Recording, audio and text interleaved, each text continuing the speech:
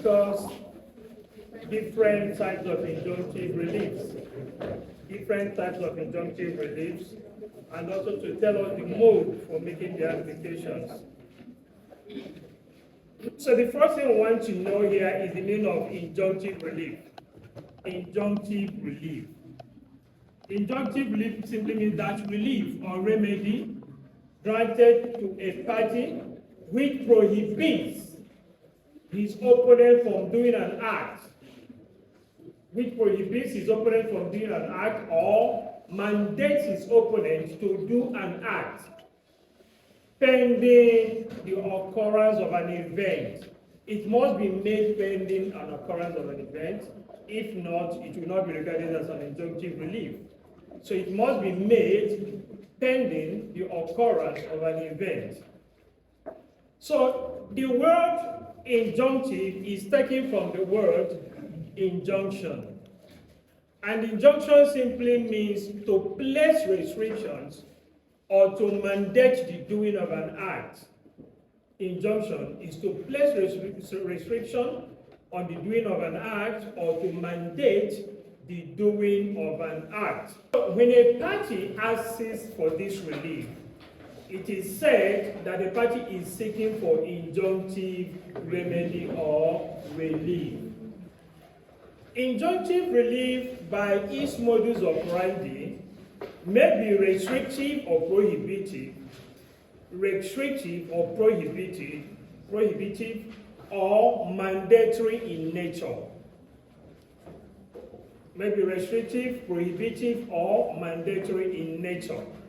Injunction is said to be prohibitive or restrictive when it orders a party to refrain from doing an act, or it prohibits a party from doing an act. You see, they are just the same thing. It prohibits a party from doing an act. But I will tell you the thin line of difference between prohibition and restriction. Now, when you talk about restriction occurs where nothing has taken place. The party has not taken any steps. But there is the likelihood that he may take steps to your detriment or to the detriment of the other party. That is when the court makes an order that's when the court prohibits saying, don't do this. Don't try to do this.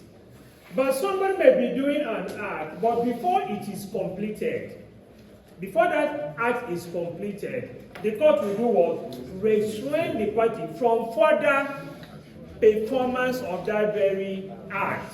So that's why I say they are like the same, but there is a thin line of difference which will depend on the facts of any given case. But on the other hand, mandatory injunction is commanding in nature. It commands the doing of an act. It commands a party to do an act. Maybe it's a party that is reluctant to do what it's supposed to do, and the court comes with the order mandating him to do the act. It may operate in one of two ways. Let's say, for instance, somebody has a public duty to discharge, and he's unwilling to do that. An application may be made to the court directing that a mandatory injunction be issued to compel the party to do a particular act.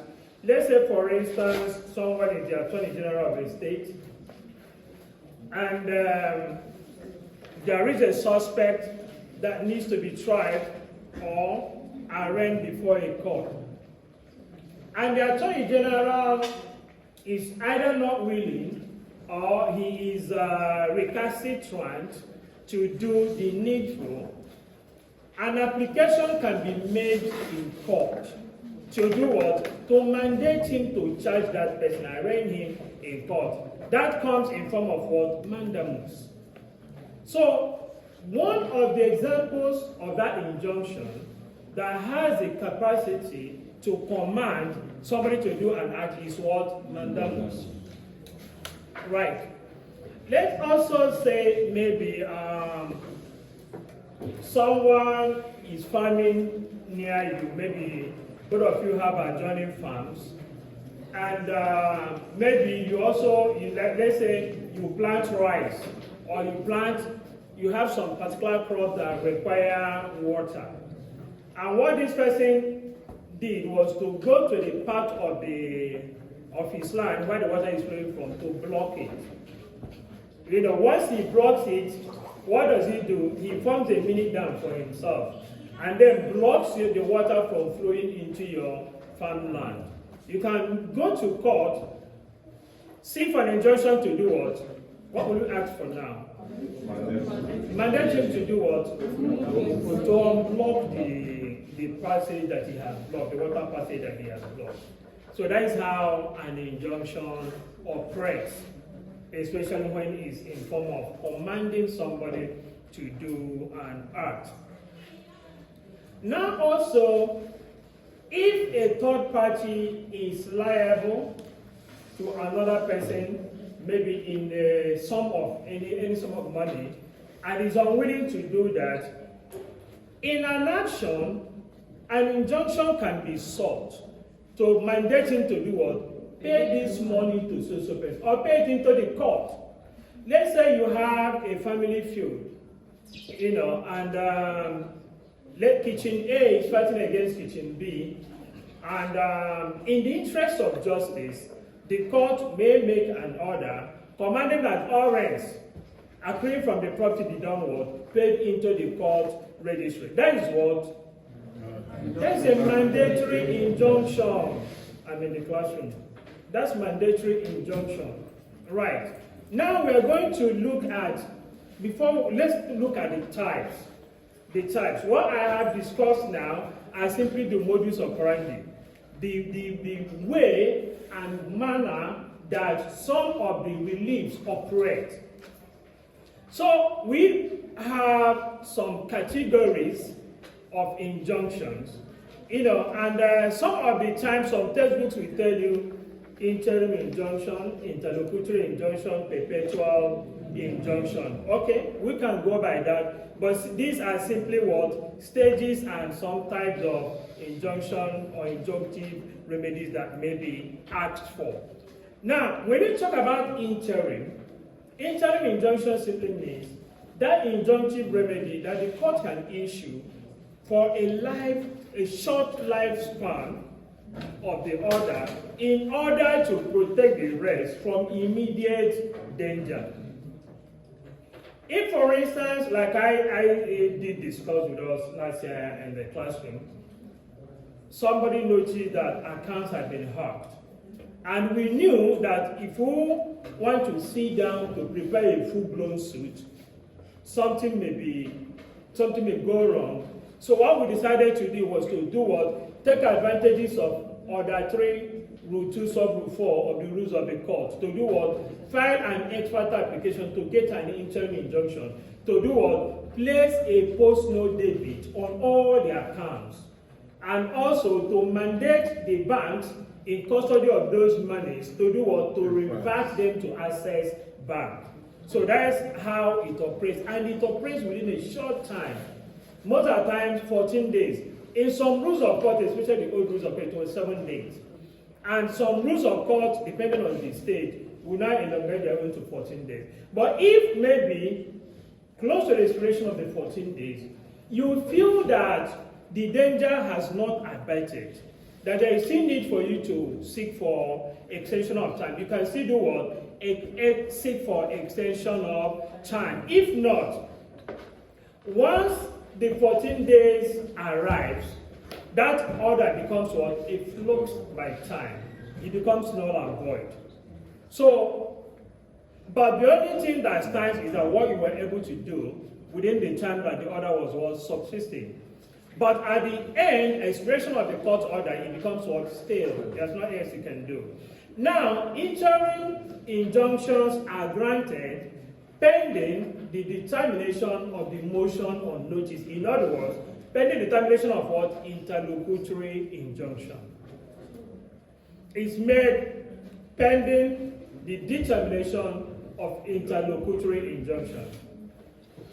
So you can just cast your mind back to what you did in equity. And so that means that a party who is seeking for an interim injunction is made by way of motion ex parte must as well do what? File a motion on notice, but you don't serve the one on notice until the ex parte one had already been done what? Been handled. You know, the idea is, if you serve somebody motion on notice, by our rules, the person has how many days to respond? 5 days. But if it's ex parte, you can find today, hear it today, serve him today, serve the court order today. Right. So that is why it is used in extreme urgent cases. Now, we have been able to discuss two injunctive remedies, types of two injunctive remedies at the same time, talking about the interim and the interlocutory injunction. But the interlocutory injunction is the one that you seek and you put the other party on notice. You want him to come and show cause why the order should not be made against him. You put him on notice. If he has any objection, he files a counter affidavit accompanied by what? His written address. So that parties will argue it in the court. And whichever way the pendulum swings will determine what the court will do with it at the end of the day. And then we also need to know that an interlocutory injunction is made pending the determination of what? The substantive suit. So you look at the stages: interim, pending the hearing of interlocutory injunction; interlocutory injunction pending what? The determination of the suit itself. The determination of the suit itself. And then, if it is granted, interlocutory injunction is granted, that means the party being restrained or compelled to do something has to comply, and the situation remains the same until the final determination of the substantive matter. And if in the end, the claimant won the case, or he wins the case, and his reliefs are granted, the court can as well do what? Grant him an order for perpetual injunction if he has asked for such. Perpetual injunction is made pending what? Appeal. Although you're not going to state that it's pending appeal. They may decide not to appeal, it's not your business. Appeal is a constitutional right. So if they want to appeal, let them appeal.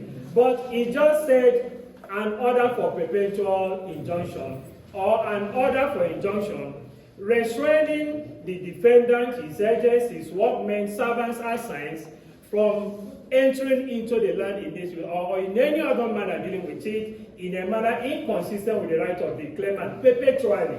So it's forever. So the only thing that bridges the gap is when he does what?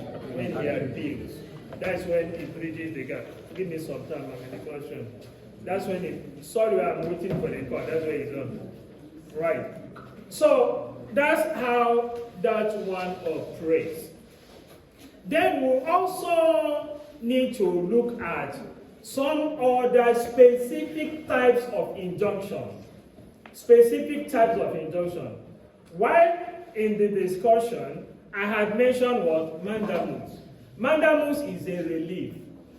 It operates like a judicial review. And in itself, it is what? A particular special type of what? Injunction. A mode of injunction that could be sought for. And after that, there are so many other types. We can also talk about Mareva injunction. He cited Mareva injunction. Mareva injunction actually, before it succeeded in 1980, it had its journey from 1968, 1970, down to that they all failed until Lord Denning, sitting as the master of the rules, had to make a change to the law. Do you understand? Why? How it operates is that Mareva injunction simply means you are stopping somebody from assessing the subject matter that he may use to satisfy a judgment debt if, for instance, he loses the case. It can be money. It can be any property that he has within the jurisdiction of the court. So as a matter of fact, marital injunction is not purely an incident of common law, but rather it is what? It is rather an idea of the ecclesiastical court, which is what? The court of equity. Right. So equity now fell, since we say that equity does not act in rem, it acts in what? The law of equity would not interfere with a subject matter, because subject matter of any litigation is what? Within the legal realm. It is with legal title. Right. Remember that when this court of equity was interfering so much, Lord Coke threatened to jail any litigant who will lose case in the common law court and run to court of equity for relief. You understand? But when the rift was sorted out through this magazine, when there is a conflict between law and equity, the law will prevail. Because of that, and because equity acts on conscience, and you now see how equity, like Lord Langdon said, is something that steals a foot and a feet at the same time. Meaning that give it an inch, it takes a mile. Now, this law that says, I am dealing with conscience. Now, why would you, for God's sake, now begin to issue orders that will do what? Touch on the subject matter. I'm just trying to give you the historical background. Touch on the subject matter of the litigation. Look at the case of British Battleships against what? Melicon. So when you look at that case, you see an extravagant extrapolation of the principles of law there, by which it was held that if the law is to act on your conscience, it also acts on what you are doing, what you're holding by your hand.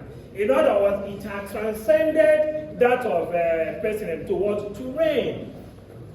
So because of that, Lord Denning was able to go back to history and say, it makes a lot of sense for us sitting in this court, in the House of the Lords, to hold that a defendant should not be allowed to remove what belongs to him, what is valuable to him, from the jurisdiction of the court.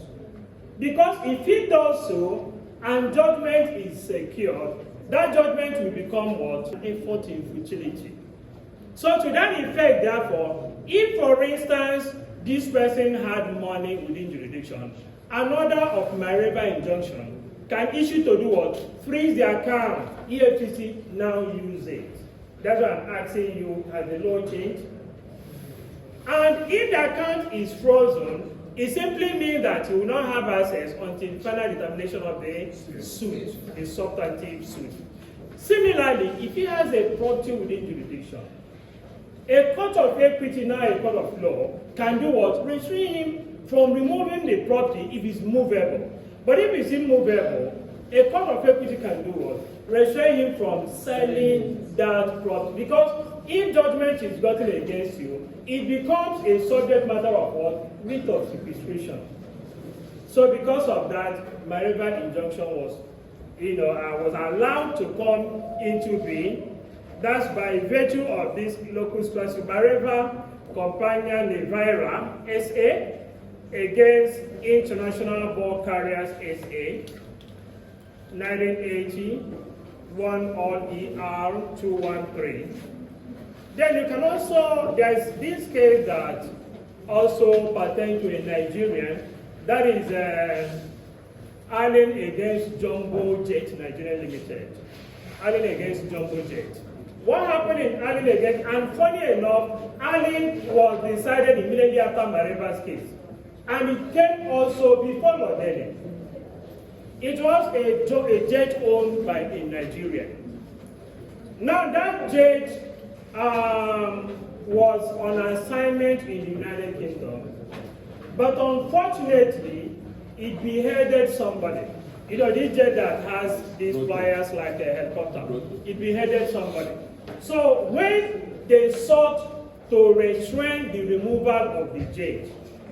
The people who were responsible objected, but the extent of the disease persisted until the matter got to the House of the Lord. It was simple to decide because there was already a precedent by way of Mareva Company.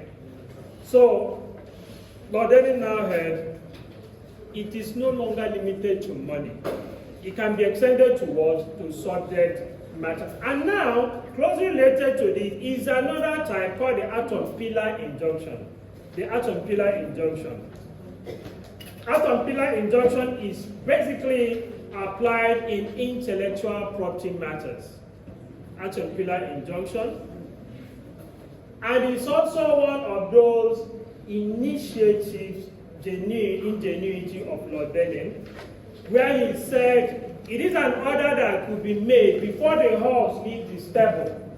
If someone is has property, has the instrument to adulterate your product, you can seek for what? Atom pillar injunction. What does it do? Atom pillar injunction gives the right for court officials to invade the property where it is suspected that that thing is being manufactured. To do what? To search and seize all those incriminating materials. So that is one of the functions of what? Atom pillar injunction. It has been held in several cases, like the case of atom pillar KG. I can't get the other part of the citation, but I get it to you. I'll make it available later. And then again, having looked at this injunctive relief, the next thing we want to ask is that what is the nature? What is the nature of injunctive remedy? Is it granted as a matter of course? No. The answer is that the nature of injunctive relief is what is discretionary. It lies at the discretion of the court. But like we know, every discretion must be exercised what? Judicially and judiciously. What is the meaning of judicially? Within the precepts of the law. It must be determinable. It's not something you say, I have a discretion and it becomes a blanket discretion. No. Somebody must be able to look at how you have exercised your discretion and say, no, you have infringed the law. Or you comply with the law, or you didn't comply with the law. So that's what it means to say judicially. What about judiciously? It must something that must not be what? Unconscionable. It must be something that agrees with the conscience. That's why it is said that it must be judiciously applied. So someone looking at the exercise of discretion will now say, I don't fault what this person had done. Just like Julius Caesar's wife would say that the judges must be seen to be what? Above God. So that one comes to court not only saying that justice has been done, but justice was seemingly done. Partial, right? Okay. Now, after talking about the discretionary remedy, now the judicial aspect of it, when we say judicially, means the conditions that the court must consider. So it's not something the court will just say, I agree or I do not agree. There must be this judicial presence of conditions, and they are one, existence of legal rights. This person who is seeking for this injunctive relief, whether it's interim, whether it's interlocutory, must show that he has what? At least he has a right, prima facie, that he has a right. In as much as at this very stage, the issue is not, the entire suit is not being finally determined, but you must show that there's something connecting me with this. For instance, I bought my land from Mr. A, I have my document. It gives the impression of what? Legal title. Okay. By the time I will talk about some evidence, we look at the other side of the coin. Then the next one is that there is a triable issue before the court. That there is a triable issue. That's what my Lord would consider as one of the conditions. In other words, before you get to this level, looking at, you are assuming is an application brought in the interim, you won't have any problem scaling through this. All you need to show is that the rest is what? In extreme danger. But when the other party is put on notice, that's when these conditions become what? Extant and mandatory. Right. Which means there must be a pending suit. And in that suit, my lord is going to look at the reliefs you are asking for to know whether this suit has disclosed a reasonable cause of action. That is what is meant by what? Liable issue. And one thing my lord must also guide himself against is to avoid a situation where by granting the relief or the injunctive relief, the matter is heard and settled at that stage. It will be wrong. It will be wrong. If maybe what you are asking in your relief is that you want my lord, after I have proven my case, to ask the man to go away from my land, and you have brought a motion seeking my lord to ask this person to go away from your land, that application does what? Touches on the final relief, and it will be granted. Why? Because the court cannot grant the final relief at interlocutory stage. So that's why lawyers are careful. When you are couching your injunctive prayers, you make sure that they do not correspond, in total with what the relief sought. There has to be a difference. Thirdly, balance of convenience. The party seeking the injunctive remedy must show that the balance of convenience operates in his favor, that the balance of convenience lives in his favor. What is balance of convenience? It is something that my lord will, in his imaginary mind, in his imagination, see an imaginary scale. This person's case is this one's case is this. Assuming I put it in these two imaginary scale, which one will put the other one down? If this puts it down, it means that my sympathy should do what? Go to him. That is balance of confidence. Sympathy. Who has attracted my sympathy within the purview of law? That is balance of confidence. Now I give you an instance. If while I'm making the application, I have shown a title deed from a particular person, and my opponent has also attached a title deed, maybe they were made from the same year. A, I bought from A, himself bought from B. They may be members of the same family, they may not be. What has that done? It has cast a doubt as to who has the actual balance of convenience. Both of us showing legal interest. Stay clear of the land. Don't do anything until I have heard and determined the matter. That's how to resolve balance of convenience. And then again, an application for injunction must also aim at maintenance of the status quo. Apart from preserving the rest, it is maintaining the status quo. That's where we have a little bit of argument. What is the nature of this status quo? Is it status quo antebellum, or is it status quo ante-litigious? It all depends on what played out before I went to court. If I saw you trespassing into my land and I've gone to court to stop you, that becomes what? Status quo antebellum. But if we're already in court and then you brought bulldozer, I want to do something, and then asking for status quo ante what? Litigious. Right. And then again, this applicant must be able to show that damages will not be adequate compensation to him. Damages will not be adequate compensation to him. But at times you ask yourself, it depends on the amount of damages. You understand? If, for instance, the piece of land is worth 1 million, and my lord can ask you to pay me damages of 3 million, you can allow him again. You understand? But we talk law now.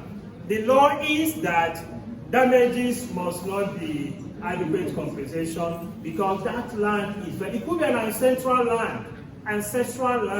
So you don't care if the person is bringing 1 billion.